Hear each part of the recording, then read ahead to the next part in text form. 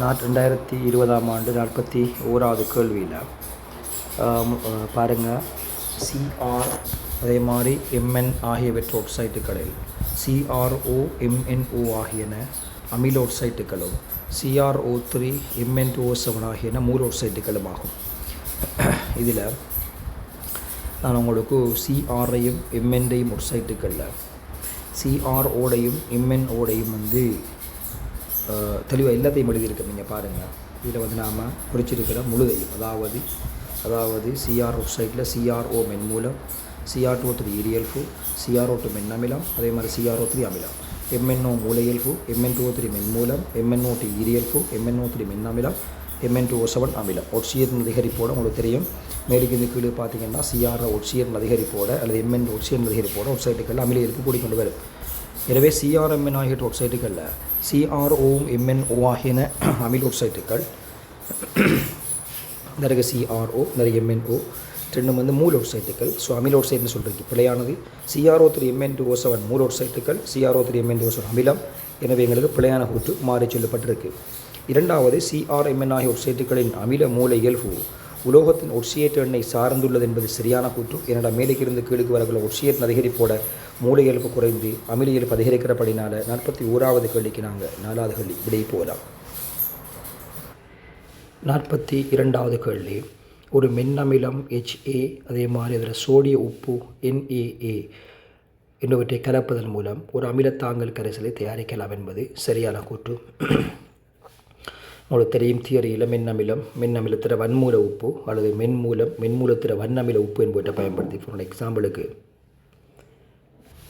நாங்கள் இதில் ஒரு அசட்டிக் அமிலம் CH3COOH அதே மாதிரி CH3CONA கொண்ட கரைசலில் இருந்து நாங்கள் ஒரு தாங்கல் கரைசலை தயாரிக்கலாம்.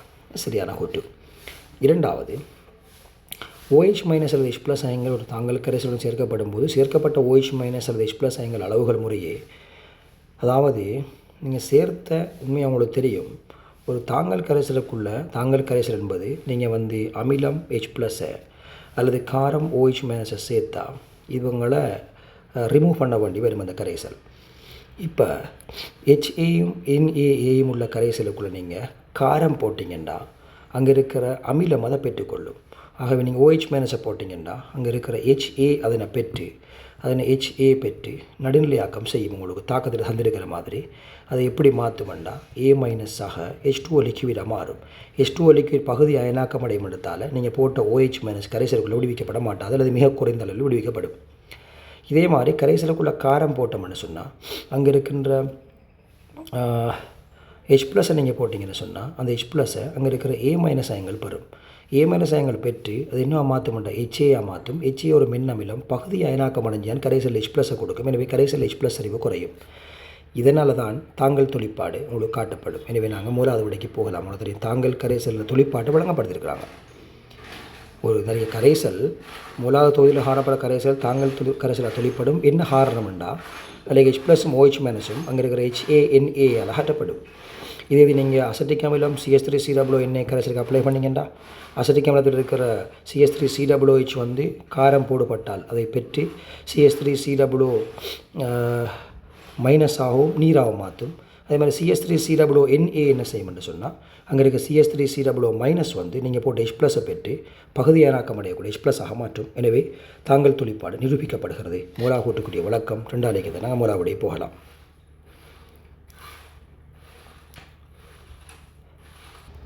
43வது கேள்வி, கொதிநீராவி வடித்தல் மூலம் 100 ஃபாரன்ஹீட்டிலும் குறைந்தொரு வெப்பநிலையில் தாவரங்களில் இருந்து சாற்று தைலங்களை பிரித்தெடுக்கலாம். உங்களுக்கு தெரியும், தாவர மூலிகங்களையும் அதே மாதிரி தாவர உதாரணமாக கருவா இலை போன்ற தாவர சாற்றெண்ணெய்களை கொண்ட பகுதிகளையும் நீரையும் கொண்ட கலவையை நாங்கள் கொதிக்க வைக்க போகிறோம்.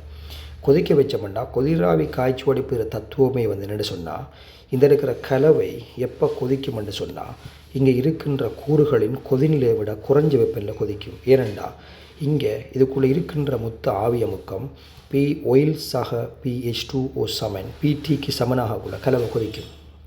உங்களுக்கு தெரியும், அதாவது தனியே இந்த இருக்கிற சாற்று தைலம் மட்டும் இருக்கக்குள்ள தனியே நீர் மட்டும் இருக்கக்குள்ள உருவாக்குகின்ற பகுதி அமுக்கத்தை விட இங்கே 2 பேரும் சேர்ந்து உருவாக்குற அமுக்கம் கூட இருக்கிறபடினால எங்களுக்கு வந்து 2 பேரும் வந்து மொத்த அமுக்கத்துக்கு வெளியமுக்கம் இந்த 2 பேர் கலவைகளில் பகுதி அமுக்கங்களில் கூட்டுத்தொகை வெளியமுக்கத்துக்கு சமனாகக்குள்ள கலவை கொதிக்க போகுது.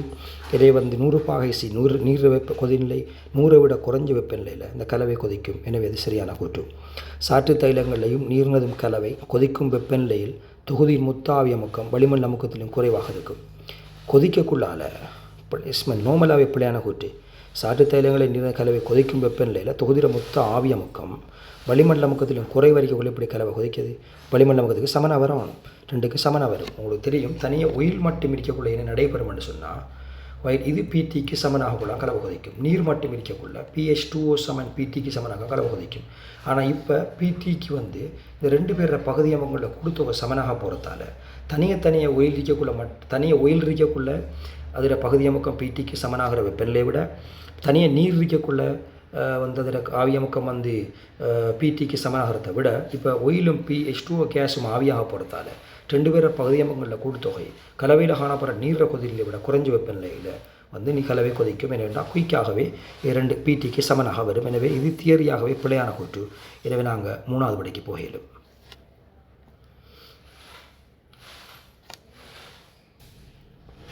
44வது கேள்வி. ஒரு தரப்பட்ட வெப்பநிலையிலும் அமுக்கத்திலும் வேறுபட்ட இரு இலட்சிய வாயுக்களில் மூலர் அளவுகள் ஒன்றிலிருந்து வேறுபட்டவை. ஒரே அமுக்கம் ஒரே வெப்பநிலை. நீங்கள் சும்மா நார்மலாக ஒரே வெப்பநிலை அமுக்கமாக இருந்தால் நீங்கள் PV சமன் NRTயை பயன்படுத்தினா கூட பாருங்கள், வெப்பநிலை அமுக்கம் ஒரே நிலைமை, வெப்பநிலை ஒரே நிலைமை, ஆர் மாறிலி, மூலர் கனளவு என்பது 1 மூல் வாயு அடைக்கின்ற கனளவு. ஸோ 1 மூல் வாயு எடுத்தோம்னா 2 பேருக்கும் ஒரே அளவான கனளவு தானே வரணும். எனவே தான் அந்த வசனம் எங்களுக்கு பிழையானது. ஸோ மூலர் கனளவு என்பது எங்களுக்கு வேறு பெருமானம் பெற முடியாது. அதில் சைபர் பாகைசி ஒரு ஏற்றியம் அமுக்கத்தில் உங்களுக்கு தெரியும் 0 பாகைசி ஒரு ஏற்றியை நாங்கள் சொல்கிறோம் வந்து STP என்று சொல்லி ஸ்டாண்டர்ட் டெம்பரேச்சர் அண்ட் ப்ரெஷர் இனியம வெப்ப அமுக்கம். 0 பாகைசி ஒரு ஏற்றி அமுக்கத்தில் ரஷ்யாவாயிரம் மூலர் கனளவு 22.4 டெசிமீட்டர் கனம் மூல் -1 நாங்கள் கணிப்புகளில் பயன்படுத்துகிற மூலர் கனளவு பெருமானம் அது. எனவே எங்களுக்கு 4வது விடை பொருத்தமானது. 2வது கூற்று இலகுவான கூற்று, 1வது கொஞ்சம் விலை கொண்டு வேண்டாம். சரி, எனவே நாங்கள் 45 கொஞ்சம் பார்ப்போம். 45வது கேள்வி. ஒரு C+C பிணைப்பை கொண்ட எல்லா சேர்வைகளும் ஈர்வளிமய சமபகுதி சேர்வையை காட்டுகின்றன. உங்களுக்கு தெரியும் ஈர்வளிமய சமபகுதியம் என்பது ஒன்று மற்றதனுடைய ஆடி பிம்பமாக அமையாத சேர்வைகள். ஒன்று மற்ற ஆடி பிம்பமாக அமையாத சேர்வைகள், அமையாத திண்மத்தோற்ற சமபகுதி சேர்வைகள். உதாரணமாக C+C இருந்து ஈர்வளிமயத்துக்குள்ள வர ஒரு கேட்டகரி கேத்திரகணிதம். கேத்திரகணித சமபகுதியம் வார நம்மளுக்கு தெரியும். இந்த ஒரு பகுதி A, இங்கே பக்கம் B, உதாரணம் இங்கே பக்கம் ஒரு A, இங்கே சைட்டில் ஒரு D இருக்குன்னு எடுப்போம். இதில் இன்னொரு சமபகுதியம் உங்களுக்கு தெரியும். இந்த சமபகுதியம் C+C, இங்கே A, இங்கே வந்து B, இங்கே பக்கம் Dயும் இங்கே Aயும் எடுத்தோம்னா உங்களுக்கு தெரிஞ்ச விடயம் தான் இது சிஸ் சமபகுதியம், இது டிரான்ஸ் சமபகுதியம். 2 பேரும் கேத்திரகணித சமபகுதித்தன்மையை காட்டும். கேத்திரகணிதம் காட்டுன்னு சொன்னால் அவங்களுக்கு தெரியும் இருக்க வேண்டிய நிபந்தனை C+C கார்பனில் 2 பக்கம் வேறு தொகுதி இருக்கணும். இங்கே Aயும் இங்கே Bயும் இருக்குது. இங்கே A இந்த இரட்டை பிணைப்பு கார்பனில் Aயும் Dயும் இருக்குது. ஒரே 2லேயும் பொதுவாக இருக்கிற தொகுதி ஒரே பக்கமாக வந்தால் சிஸ் சமபகுதியம், குறுக்கே வந்தால் டிரான்ஸ் சமபகுதியம். இது 2ம் கேத்திரகணிதம். கேத்திரகணித சமபகுதியம் எல்லாம் ஈர்வளிமயங்கள். ஈர்வளிமயம் என்றால் ஒன்று மற்ற இதில் ஆடி பிம்பமாக அமையாது. இதில் ஆடி பிம்பமாக இந்த சிறு வராது. இவருக்குரிய ஆடி பிம்பமாக இந்த சிறு வராது. ஏன் வரான்னு சொன்னால் இந்த B இந்த இடத்துல வரணும், பக்க நேர்மாறில் வரணும். இந்த B என்பது ஈன வர வேண்டி வரும். இந்த A என்பது இந்த இடத்த வர வேண்டி வரும். எனவே தான் எங்களுக்கு வந்து இது ஆடி பிம்பங்களாக அமையாது. ஆனால் எங்களுக்கு என்ன சொல்லிருக்கிறேன்டா, அப்போ ஓகேண்ணே C+C இருக்குது, ஆடிபிம்பமாக இல்லை, ஈர்வளிமயம். அப்போ கேத்திரகணித சமபகுதியம் ஒரு ஈர்வளிமயம். ஆனால் இவர் சொல்லியிருக்கிற வசனம் C+C இருக்கிற எல்லா சேர்வைகளும் ஈர்வளிமயத்தன்மையை காட்டும் என்று சொல்லி அது பிழையானது. உங்களுக்கு தெரியும். உதாரணமாக C+C இருக்குது, கேத்திரகணிதம் இல்லாத ஒரு சந்தர்ப்பம் H இருக்குது, இங்கே H இருக்குது, இங்கே பக்கம் H இருக்குது. இவருக்குரிய ஆடிபிம்பம் எழுதினீங்கன்னு சொன்னால் இங்கே பாருங்கள், ஆடிபிம்பம் ஏன் இந்த சேர்வைக்குரிய ஆடிபிம்பம் அதை நம்ம சொல்லிடுறதா, இதுக்குரிய ஆடிபிம்பம் தான் இங்கே இருக்குது.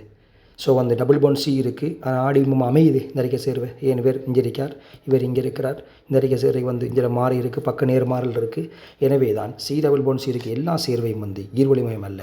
ஈர்வளிமயம் என்பது ஒன்று மற்ற இதனுடைய ஆடிபிம்பமாக அமையாத சேர்வைகள். எனவே தான் மூலாவது கூற்று பிழையானது. இரண்டாவது கூற்றுக்கு நாங்கள் போக போகிறோம். இரண்டாவது கூற்று என்ன சொல்கிறதுக்குன்னு சொன்னால், ஒவ்வொன்றும் மற்றேதன் ஆடிபிம்பமாக இருக்காத எவையேனும் இரு சமபகுதியங்கள் ஈர்வழிமய சமபகுதியங்கள் ஆகும். எவையேனும் இரு சமபகுதி என்பது பிழையான கூற்று. ஆகவே நாங்கள் 5வது படிக்கு போகையிலும் ஏன் அதை நான் பிழையான கூற்றை போட்டிருக்கிறேன்னு சொன்னால், ஒன்று மற்றேதன் ஆடிபிம்பமாக அமையாத சேர்வைகள் ஈர்வழிமயங்கள். ஆனால் எவையேனும் 2 சேர்வை அல்ல, திண்மத்தோட்ட சமபகுதியம் வர வேண்டி வரும். உதாரணமாக நீங்கள் பாருங்கள், இந்த இருக்க சேர்வைகள் ரெண்டையும் CH3 CH2 CH3 இங்கே பக்கம் CH3, இதுவும் CH3 CH2 CH2 CH2 CH3. நிறைய 2 பேரும் பார்த்தீங்கன்னா C5H12க்கான கட்டமைப்பு சமபகுதியம். 2 சமபகுதியம் தானே, 4 கார்பன் சங்கிலி, இவர் 5 கார்பன் சங்கிலி, சங்கிலி சமபகுதியம் ரெண்டும் ஒன்று கொண்டு சமபகுதியங்கள். ஒரே மூலக்கூட்டு சூத்திரம், வேறு வேறு கட்டமைப்பு, வேறு வேறு சங்கிலி. 2 ஒன்று கொண்டு ஆடியும் வரையலுமா? வரையலாது. ஏன் வரையலாது? இவருக்குரிய ஆடியும்பமாக இது வரவே இயலாது. இது 4 கார்பன் சங்கிலி, 5 கார்பன் சங்கிலி.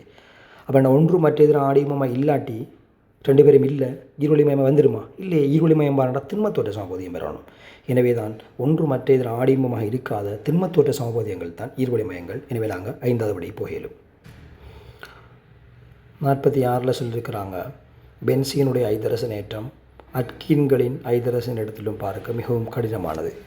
உங்களுக்கு தெரியும், அட்கீனை பொறுத்த மட்டும் நீங்கள் சும்மா சாதாரணமாக ஒரு அட்கீனுக்கு நிக்கல் H2 போட்டிங்கன்னு சொன்னால் அவர் வந்து அட்கீனாக மாறுவார்னா CH3 CH2 CH3 மாறுவார். Double fund உடஞ்சி 2 பக்கம் ஐதரசன் சேரும். ஆனால் பென்சீனுக்கு நம்ம ஐதரசனேற்றம் செய்யலாம். இது ஏனெண்டா இலகுவில் செய்ய முடியாது. உங்களுக்கு தெரியும், ரெனே நிக்கல் போட்டு H2 கேஸ் முன்னிலையில் ரெனே நிக்கல் ஊக்கி போட்டு 150 ஃபாகேசி கிட்ட வெப்பனில் கொடுக்கணும். கொடுத்தோம்னா பென்சீன் உங்களுக்கு தெரியும் சைக்ளோஹெக்சேனாக மாறும், C6H12ஆக மாற்றமடையும். ஏன் இவ்வளவு வெப்பனில் கொடுக்கணும், ஊக்கி போட வேண்டியதுன்னு சொன்னால், உங்களுக்கு தெரியும் அட்கீனை பொறுத்த மட்டும் அவரை டபுள் பாண்ட் உடஞ்சி ஒற்றை பிணைப்பாக மாறதில் பிரச்சனை கிடையாது.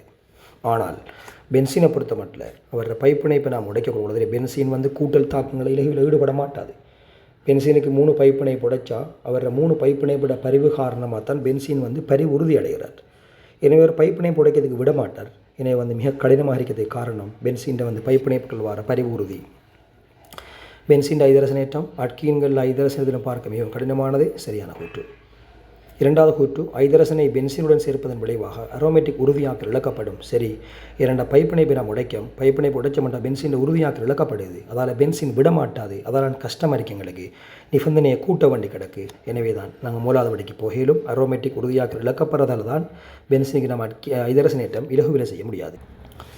47வது கேள்வி, சல்ஃபூரிக் அமில உற்பத்தியில் SO3 வாயுவுக்கும் நீருக்கும் இடையில் நடைபெறும் தாக்கமாக வெப்ப தாக்கமாகும். ஒரு மிகவும் பிழையான கூற்று, ஒரு புறவெப்ப தாக்கம். உங்களுக்கு தெரியும், தொடுகை முறை சல்ஃபூரிக் அமில உற்பத்தியில் சல்ஃபரை கொண்ட தாதுக்கள் நாம் எரித்து SO2 கேஸ் எடுப்போம் 3ஆம் படிமுறையில். 2ஆம் படிமுறையில் ஒரு சமநிலை தாக்கம், ஒரு புறவெப்ப சமநிலை தாக்கம். SO2 O2 தாக்கி உங்களுக்கு தெரியும் 2 SO3 கேஸ் எங்களுக்கு விளைவாக வரும். இந்த தாக்கம் ஒரு புறவெப்ப சமநிலை தாக்கம். பொதுவாக உங்களுக்கு தெரியும், இந்த தாக்கத்தை பொறுத்தமட்ட நாம் ஒரு 450 ஃபாகேசி சிறப்பு வெப்பநிலையும் V2O5 சொலிட் உங்களுக்கு ஊக்கியாகவும் ஒரு ATM சாதாரண வளியமுக்கமே நாங்கள் இங்கே பயன்படுத்துகிறோம். அதுக்கு பிறகு இங்கே வர SO3 கொண்டு போய் செறிந்த H2SO4 போட்டு நாங்கள் ஒலியம் அல்லது பைரோசல்ஃபூரிக் அமிலம் என்ற H2SO7 எடுக்கிறோம். 4ஆம் படிமுறையில் இந்த ஒலியம் வந்து நீர்ப்பகுக்கப்பட்டு உங்களுக்கு தெரியும் சல்ஃபூரிக் அமிலம் உருவாக்கப்படும். தொடுகை முறை சல்ஃபூரிக் அமில உற்பத்தி. ஆகவே இந்த தாக்கம் அகவெப்ப தாக்கம் இது பிழையானது, ஒரு புறவெப்ப தாக்கம். SO3 வாயு செறிந்த H2SO4 உடன் தாக்கம் புரிந்து ஒலியத்தை தருகிறது. நான் சொன்ன மாதிரி இதற்கு 3ஆம் படிமுறை SO3 H2SO தாக்கம் அடைஞ்சால் பைரோசல்ஃபூரிக் அமிலம் அல்லது புகை கந்தக அமிலம் அல்லது ஒலியம் விளைவாக்கப்படும். எனவே தியரி கேள்வி அது 4வது விடை பொருத்தமானது.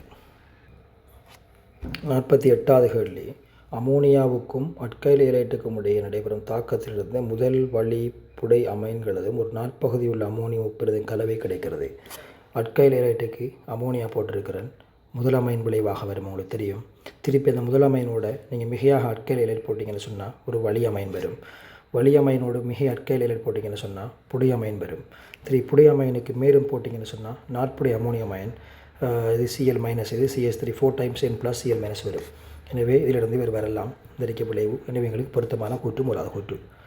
2வது, முதல் வழி துணை அமைன்கள் கர்நாடிகளாக தாக்கம் புரியும். சரி, உண்மை இந்த தாக்கங்களாக தான் நடக்குது.